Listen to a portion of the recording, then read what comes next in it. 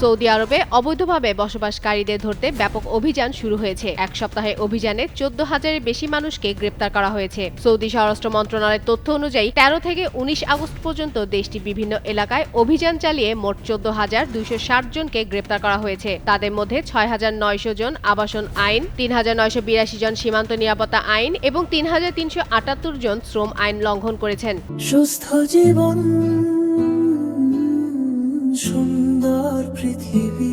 এছাড়া অবৈধভাবে সৌদি আরবে প্রবেশের চেষ্টা করার সময় 1,524 জনকে আটক করা হয়েছে। দেশটির স্বরাষ্ট্র মন্ত্রণালয় জানিয়েছে, বর্তমানে 31,922 জনের বিরুদ্ধে আইনি প্রক্রিয়া চলছে। তাদের মধ্যে 29,961 জন পুরুষ এবং 1,961 জন নারী।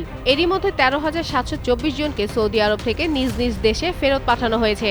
এসব অবৈধ অভিবাসীদের মধ্যে বাংলাদেশের কোনো নাগরিক আছে কিনা তা এখনো জানা যায়নি।